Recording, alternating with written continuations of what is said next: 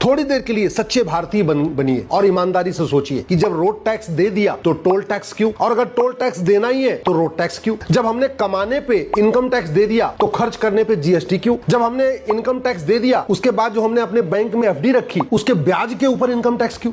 इस घटिया टैक्स मकर जाल के कारण सब परेशान है, लूट हो रही है, भ्रष्टाचार हो रहा है, लेकिन ये सिस्टम नहीं बदला जा रहा है। अगर सरकार चाहे, अगर समाज चाहे, अगर सब लोग मिलकर आवाज उठाए तो भारत में सारे टैक्स खत्म करके वन नेशन वन टैक्स लागू हो सकता है। जरूरत ही नहीं, ना इनकम टैक्स की जरूरत है, ना टोल टैक्स की जरूरत है, ना रोड टैक्स की जरूरत है, ना वैट की जरूरत है, ना टीडीएस की जरूरत, ना इनकम टैक्स डिपार्टमेंट की जरूरत है क्योंकि नॉन प्रोडक्टिव डिपार्टमेंट है, ना जीएसटी डिपार्टमेंट की जरूरत है क्योंकि भी नॉन प्रोडक्टिव डिपार्टमेंट है। इसका जीडीपी में कोई योगदान नहीं, केवल पैसा इकट्ठा करता है। और सरकार को मैं कह रहा हूं, जिसमें वन नेशन वन टैक्स की बात कर रहा हूं, सरकार की इनकम दुगनी हो जाएगी और जनता का टेंशन खत्म हो जाएगा। 100 रुपए से बड़ी नोट बंद हो जाए, 5,000 रुपए से महंगे सामान का कैश लेन देन बंद हो जाए और 50,000 रुपए से महंगी प्रॉपर्टी आधार से लिंक कर दी जाए तो भ्रष्टाचार खत्म हो जाएगा, टैक्स चोरी खत्म हो जाएगा और उसके बाद केवल 2% एक्सपेंडिचर टैक्स लगा दिया जाए। इतना ही करना है, बहुत ज्यादा नहीं करना। मतलब जितना ये मकड़जाल है कानून सारे खत्म, आम जनता भी खुश और सरकार की आय डबल दुगुनी आय। मैं कह रहा हूं सरकार इस सिस्टम को लागू करके पायलट बेसिस पे एक बार देख ले,